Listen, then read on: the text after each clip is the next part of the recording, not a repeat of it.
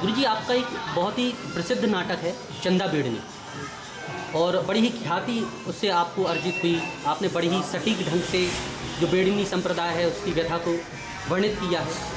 आपके मन में गुरुजी ये कैसे भाव आया कि मैं ये नाटक लिखूं और फिर उसको किस तरह से आपने अपने शब्दों में पिरोया गुरुजी? देखिए, बेड़नी जो चंदा बेड़नी कथा है उससे मिलती जुलती लोक कथाएँ बुंदेलखंड में राजस्थान में प्रसिद्ध थी जी। लेकिन मैंने उसका उल्टा कर दिया। जैसे कि मूल जो कथाएं चलती हैं उसमें बेड़नी को राजा एक रस्सी पर नाचने का उसकी कला से रीझ के उसको आदेश देता है कि अगर वो यहाँ से यहाँ तक बनी आसमान में तनी रस्सी पर नाचेगी और सफल हो जाएगी तो वो उसको बहुत सा धन, कहीं कहीं है कि आधा राज्य दे देगा या राज्याधिकार देगा बहुत से। तो अरे मैंने उस कहानी को उलट दिया। उस कहानी में क्या है कि जब रानी को मालूम पड़ा कि ऐसा राजा ने वादा किया है तो वो ईर्ष्या से ग्रस्त हो गई और जब बेड़नी पूरी रस्सी पर नाचना समाप्त करने वाली थी, सफल होने वाली थी, उसने वहाँ के मोची को, एक मोची को या किसी मजदूर को रिश्वत देकर वो रस्सी कटवा दी और गिर के मर गई। ये सिंपल कहानी। तो इस सिंपल कहानी में बहुत से ऐसी चीज़ें मैंने छुपी हुई देखी जो हमारे समय, इसमें मुझे तीन तत्व दिखाई पड़े। एक तो बेड़नी जो कलाकार का प्रतीक है, एक मोची जो मेहनत कश का प्रतीक है, एक राजा जो सत्ता का प्रतीक है। तो इसके अब ये यहाँ पर बहुत मज़ेदार है कि चंदा बेड़नी एक लोक कथा है। चंदा बेड़नी का आधार एक लोक कथा है, मगर वो लोक कथा ही नहीं है आधार। अज्ञे नाम के जो बहुत बड़े कवि हुए हैं हिंदी के, उनकी कविता है नाच, वो भी उसमें है उसके प्रेरणा में। क्योंकि नाच कविता का मूल भावार्थ ये है कि मैं एक तनी हुई रस्सी पर नाचता हूँ। लोग मतलब मैं यहाँ से वहाँ जाता हूँ, लोग मेरा नाच देखने पर बुझे नहीं। मैं कविता में सब जमाया है और मैं चाहता हूँ कि एक दिन ये तनी हुई रस्सी खुल जाए और मैं गिर जाऊँ और मैं इस तनाव से मुक्त हो जाऊँ, क्योंकि लोग मुझे नहीं देखते, मेरा नाच देखते। तो बेड़नी की अवस्था ये है या किसी भी कलाकार की कि उसकी कला लोग देखते हैं, वो क्या जीवन जीता है इससे सत्ता का कोई मतलब नहीं। इसने मैं भी प्रेरित किया था। तो मैंने उस नाटक में जब इस कहानी को दिया तो एक बेड़नी पर एक ब्राह्मण लड़के को फिदा होते हुए दिखाया। हो सकता है राम साहेब पांडे भी इसकी प्रेरणा, मतलब ब्राह्मण प्रतीक कैसे आया। बिल्कुल बिल्कुल। राम साहेब पांडे किसी बेड़नी में फिदा नहीं हुए थे। बिल्कुल। लेकिन एक ब्राह्मण, मान लो एक ब्राह्मण किसी बेड़नी पर फिदा हो गया तो भारतीय समाज में जाति प्रथा इतनी ज़्यादा गहरी है तो ब्राह्मण समाज के सिर का दर्द ही नहीं बनता केवल, तो बेड़िया समाज में भी सिरदर्द बन जाता है कि हम ब्राह्मण को एक्सेप्ट नहीं करते। जाति प्रथा इतनी तगड़ी है कि ब्राह्मण बेड़नी को एक्सेप्ट नहीं कर सकते, तो बेड़िया समाज भी ब्राह्मण को अपना समाज में एक्सेप्ट नहीं कर सकते। तो इस द्वंद्व को मैंने दिखाया उसके अंदर और वो चुनौती दे देती है। ब्राह्मण का पिता, उस लड़का का पिता राजा से शिकायत करता है तो राजा कुछ रास्ता निकालता है और कुल मिला के मैंने इस नाटक के अंदर सत्ता, कलाकार और मेहनत का तीन का त्रिकोण खींचा। तो राजा, और इसमें क्या होता है कि बेड़नी को राजा का बेटा जब मरने लगता है तो बेड़नी अपनी जान खतरे में डाल के एक षड्यंत्र रचा जाता है इसमें कि वो अगर तनी हुई रस्सी पर नाच देगी तो बच्चा बच जाएगा। तो वो अपने सच्चे हृदय से उस बच्चे को, राजा के बच्चे को बचाने के लिए वो नाच स्वीकार करते हैं। तो बेड़नी की बड़प्पन वहाँ दिखाया है। लेकिन वो जब नाचने जाती है तो अपने नाच के पहले वो सब चीज़ों को बांध देती है। इसमें कोई चीज़ काट ना सके, कोई काट ना सके, कोई रस्सी काटी ना जा सके। सिर्फ एक मोची को नहीं बांधती, क्योंकि मोची जो है बहुत ईमानदार है, उसकी ईमानदारी पर कोई जादू चलता नहीं है।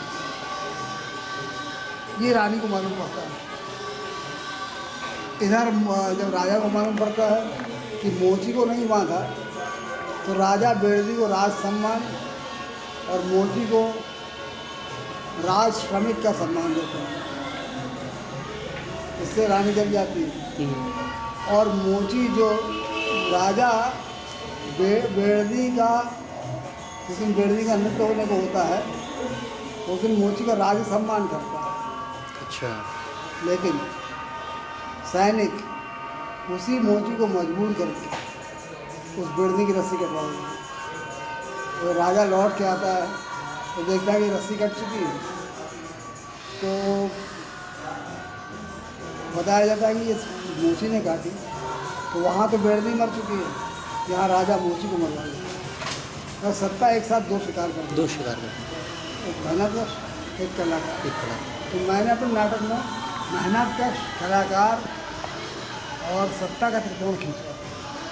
इसलिए वो आधुनिक नाटक है, आधुनिक में समकालीन नाटक है। लेकिन उसमें कथा और संवाद की जो प्रांजलता है, जो इकोनॉमी है, मैंने स्वांग से ली, स्वांग से दृष्टि ली। और स्वांग के अभिनय और कहानी के ढंग से, छोटी छोटी कहानियाँ होती हैं, जी जी, उनसे प्रेरणा लेके मैंने एक यही नहीं लिखा है। हाँ।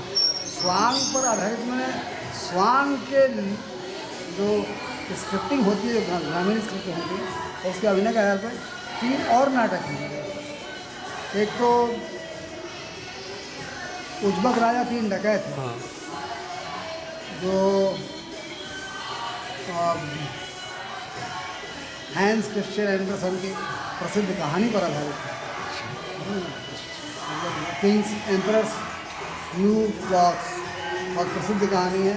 उस पर बहुत सी कविताएँ भी लिखी गई हैं, बड़े बड़े कवियों ने लिखी हैं। और एक मैंने कालिदास के शकुंतला की पैरोडी लिखी है।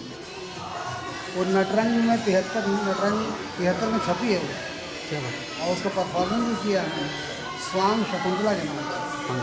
शकुंतला की कहानी को मैंने उलट दिया, उसको मजाक बना दिया। और उसमें आज के जो वर्तमान विडम्बनाएँ हैं, वर्तमान के पाखंड हैं, वर्तमान के अंतर्विरोध हैं, वर्तमान के जो सत्तासीन लोगों द्वारा किए गए अन्याय हैं, वो सब दिखाएँ। क्योंकि स्वांग मुझे हमेशा ये प्रेरित करता रहा, जो समाज में पाखंड है और अंतर्विरोध है और झूठ है, उसको उजागर करें। स्वांग हमेशा उजागर करता है। और दूसरा, उसका अभिनय की पद्धति जो है, हाँ, इतनी सरल और कल्पनाशील है कि जैसे अभी आप कॉस्ट्यूम के बारे में पूछ रहे थे, जी। तो मैंने स्वांग देखा परमलाल चौधरी का, तो एक स्वांग करते थे वो, उसको मैंने कमाल देखा, जो आदमी थिएटर सोचते ही रह जाएगा। और उसमें कल्पनाशीलता की हद है। वो शादी करके लाता है जी। एक पात्र, है ना, लेकिन और पत्नी को मारता बहुत। क्या नाम है उस स्वांग का? बरेदी का बरेदी का स्वांग। अब ये तो किसी नाटक में असंभव है कि सच में खूब पत्नी को खूब मारा जाए। मारने का अभिनय स्वांग हो सकता है, देखिए स्वांग है, वो एक तरफ स्वांग कर रहा है और दूसरे जो जो हिंसा है ना जी। उसको सच में कर रहा है। ये मैंने कमाल देखा कि क्या? स्वांग तो वो अपनी जो पत्नी लाता है वो साड़ी का एक टुकड़ा लाता है, अच्छा। सुंदर साड़ी, हाँ। और उसको जब बिठा देता है और अपने अभिनय से ये हमको एहसास विश्वास दिला देता है कि ये उसकी पत्नी है और उससे बात करता है क्या बात। और उसको कुछ बात समझ नहीं आती तो उसको उठा के पटकता है, उसको जूतों से मारता है तो मारना तो सत्य हुआ, लेकिन वो पत्नी स्वांग है, पत्नी साड़ी का टुकड़ा है, लेकिन वो इस विश्वास को दिलाने में सफल रहता है कि पत्नी को बरेली ने ऐसे मारा। यानी प्रतीकों के माध्यम से प्रतीकात्मक शैली का वो ज़्यादा। तो अच्छे प्रतीकवादी नहीं सोच सकते इस तरह से। क्या मैं बात। तो मतलब दंग रह गया था कि आधुनिक रंगमंच में मुझे प्रतीकवाद का इतना ज़बरदस्त उदाहरण देखने नहीं क्या? मिला, इसलिए मैं स्वांग से प्रभावित हूँ। तो गुरुजी आपने किस शैली को अपनाया, आप किस तरह से अपने नाटकों में मंचन करते थे, आपकी शैली प्रधान क्या था आपका? शैली क्या होती है? विषय होता है। विषय। शैली तो विकसित होती रहती है, जी जी। शैली से शैली विकसित हो जाती है। नहीं, एक जो स्वांग की जैसे पर्टिकुलर एक शैली जैसे आपने बताया प्रतीकात्मकता और वो रहा। नहीं, एक मैंने उदाहरण देखा। अच्छा अच्छा अच्छा अच्छा। नहीं, जैसे एक मैंने जगह पढ़ा भी था, डॉक्टर बलभद्र तिवारी ने लिखा कि जैसे जब वो कुछ होकनी बनाना होता है तो बच्चे को उल्टा लिटा देते हैं, उसके पैर को ऐसे ऐसे करते हैं और जले हुए कंडे को वो फूंक मारता है, तो जैसे ऐसा लगता है कि वो धोकनी चल रही है। तो ये यानी एक प्रतीक का वो यूज़ कर रहे हैं। तो आपने जब मंचित किया चंदा बेड़नी या उज्बक राजा तीन डकैत और जो स्वांग शकुंतला, तो उनमें किस तरह से आपने वो शैली का यूज़ किया गुरुजी? नहीं, मैं देखिए शैली के बंधन में विश्वास नहीं करता। वो धारा प्रवाह चीज़ है, जी वो नए नए रूपों में आती है। जी। स्वांग में किसी कहानी को या किसी घटना को या किसी व्यक्ति को या किसी सत्ता को देखने का नज़रिया, व्यंग्यात्मक नज़रिया जी गुरु। और उसका अभिनय करने का सरल विकार, ये मैंने अपने नाटक में विकसित किया। मेरे 4 नाटक हैं इस तरह, चंदागढ़ में जी और उज्बक राजा तीन डकैत प्रकाशित है, स्वांग शकुंतला नटरंग 73 में प्रकाशित है, 73 में इसमें प्रकाशित है। और एक और नाटक राजा का स्वांग, राजा वो प्रकाशित नहीं है। अच्छा, तो उसकी लगभग पटकथा क्या है गुरुजी उसमें? राजा का स्वांग तो बहुत आधुनिकतम नाटक है, जी जिसमें राजा अपने आसपास होने वाले भ्रष्टाचारों को उजागर करने के लिए खुद स्वांग करता है और स्वांग करवाता है और चीज़ें उजागर हो जाती क्या करते हैं। तो गुरुजी अब मुझे हल्का सा आप जो बुंदेलखंड में स्वांग की परंपरा है, जैसे एक पारंपरिक रूप में और एक दूसरा मंचित रूप में, तो उसके बारे में थोड़ा विस्तार से बताएं कि आखिर जो पारंपरिक रूप है, जैसे दिवाली का स्वांग है, जैसे भाई बता रहे थे होली के स्वांग है, शादी विवाह महोत्सव के बाद जो लेडीज़ करती हैं बारात जाने के बाद, तो एक पारंपरिक फॉर्म में है, लेकिन जब मंचित फॉर्म में है तो उनका अंतर हम कुछ अलग पाते हैं, तो उनमें क्या अंतर आप बताएंगे? है। मंचित और पारंपरिक से क्या मतलब है? पारंपरिक मतलब जैसे एक रिचुअल फॉर्म, उनकी अनुष्ठानिक तरीके से वो करती हैं, जैसे कि शादी के बाद बारात गई और वो लोग एक करेंगी ही। एक है, वो तो एक बाबा वाला हो गया, जी। लेकिन बाकी स्वांग तो राई में हो रहा है ना। नहीं, बाकी स्वांग जैसे बच्चे के जन्म के बाद 10 टॉन हो रहा है, फिर उसके बाद उसका जनेऊ संस्कार हो रहा है, ये सारे स्वांग कहे हैं विद्वानों ने जो बताया। ये स्वांग तो स्वांग के कई अर्थ होते हैं, बहुत बड़े बड़े अर्थ। जी जी। हमको तो उसके मंचित रूप से ही मतलब है। जी जीवन मनुष्य का पूरा स्वांग है। जी। अब वैसे देखा जाए तो हाँ, हाँ। कोई बच्चा पैदा हुआ और उसका नाम रखा गया तो स्वांग है, स्वांग है, नाम का स्वांग हो गया ना वो। बिल्कुल बिल्कुल। उससे कोई मुझे कोई खास दिलचस्पी नहीं होगी। जी जी। अच्छा, जहाँ तक राई और स्वांग का सवाल है कि राई में एक फ्लेवर की तरह उसको यूज़ किया जा रहा है, लेकिन प्रभाव स्वांग का ज़्यादा रह रहा है या राई का ज़्यादा रह रहा है, या दोनों आपस में घुले मिले हैं? उनमें थोड़ा डिफाइन करें गुरुजी, राई और स्वांग के बीच में क्या कितना अंतर आप देखिए ऐसा है कि स्वांग इसलिए राई में किया जाता है कि जब राई का असर कम होने लगता है, क्योंकि बहुत लगातार हो चुकी है, हाँ लगातार तो स्वांग किया जाता है इसमें।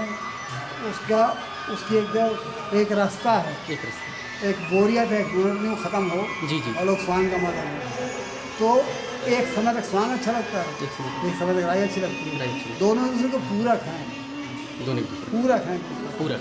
अच्छा गुरुजी, जैसे अन्य राज्य हैं, जैसे हिमाचल में करियाला बांठड़ा है, हरियाणा में स्वांग है, अपना बुंदेलखंड का स्वांग है, यहाँ पे भवाई है और तमाशा है, तो इनमें इनके ये स्वांग और अपने बुंदेलखंड का स्वांग, उनमें कितना अंतर है प्रायोगिक रूप में या मंचित रूप में? देखिए अंतर विषयों का हो सकता है, विषयों का भी है नहीं। असल में बारीकी से देखा जाए जी, तो एक पूरे देश में जो व्यंग की नाटकीय कंटिन्यूटी है जी, सब में मिलती है, सब में मिलती है, एक समान है। अच्छा गुरुजी, चंदा बेड़नी और जो नाट्य है, इसके बाद अब आप कर रहे हैं कंटिन्यू बुंदेलखंड के जो लोक नाट्य स्वांग के ऊपर काम? हमारा जो पूरा ग्रुप काम करता है, जी, जो हमारा नट बुंदेली संस्था है, जी जी, उसकी अभिनय पद्धति में ही स्वांग आ गया है, स्वांग की अभिनय पद्धति में। जी जी जी, हमने भगवत जी का नाम का नाटक, हाँ हाँ, आपने देखा होगा? देखा है गुरुजी मैंने। तो वो क्या था? वो स्वांग, फिर प्योर स्वांग था, वो बुंदेलखंडी शैली में आपने करके बड़े अच्छे तरीके से मंचित किया। ऐसे ही होता है वो तो गुरुजी, अब भविष्य में ये जो बुंदेलखंड में एक स्वांग की परंपरा है, ये लगभग कुछ कारणों से, कुछ अभाव से विलुप्ति की ओर है, उसको प्रिजर्व नहीं किया जा रहा ज़्यादा, तो उसके दृष्टिकोण से आप किस तरह से कार्य कर रहे हैं और लोगों को किस तरह से कार्य करना चाहिए जिससे वो और ज़्यादा पल्लवित हो सके? कुछ नहीं होता। अभी मैं घर में लेटा हुआ था और फिल्म आ रही थी कि मेरा जूता है जापानी, है पतलून हिंदुस्तानी, सिर पे लाल टोपी दूसरी छुट्टी के ढलानी, जी, वो बना रहेगा, तो बना रहे नए नए रूप में आएगा। धोती लुप्त हो गई, उससे कोई फर्क नहीं पड़ा। पैंट पहन लिया, अंदर जनेऊ पहने, समझे ना, वो कोई लुप्त नहीं होता। कोई नहीं रहा। परंपराएं और मूल्यों को मिटने में बहुत समय लगता है। जी, हाँ, इधर बाज़ार ने खतरा जरूर पैदा किया है, बाज़ार हर चीज़ बेचना चाहते हैं, बिल्कुल, लेकिन वो हिंदुस्तान में आके वो भी सड़ गया, क्योंकि वो जितना चैनल सीरियल और डांस और नंगा डांस और कपड़ा डांस होता है, उतना ही आस्था चैनल भी है। हालांकि सब नॉनसेंस है, सब नॉन, सब विकृत है, और उतने ही ज्योतिष भी आते हैं उसके अंदर। बिल्कुल तो नहीं, सब अंतर्गुण सब जगह मौजूद है और जीवन में हमें चलता रहता है। चलता रहेगा, हमको सतर्क रहना है सतर्क रहना। और घबराना नहीं चाहिए कि हमारे काम को कम लोग देख रहे हैं। कम लोग देखना ज़्यादा महत्वपूर्ण है, क्योंकि बहुत ठोस रूप में देखते हैं। भीड़ भाड़ में तो सब चीज़ें गायब हो जाती हैं। अब देखिए, आप पुरानी फिल्मों गाने देखिए, कितने ज़माने हो गए, आज तक याद है, नई पीढ़ी भी आती है। वही और ये अभी इधर के गाने आते हैं, 4 महीने 5 महीने में गायब हो जाते, गायब हो जाए। याद नहीं रहते, धुनें याद नहीं रहती। बहुत बहुत धन्यवाद गुरु जी, बहुत बहुत।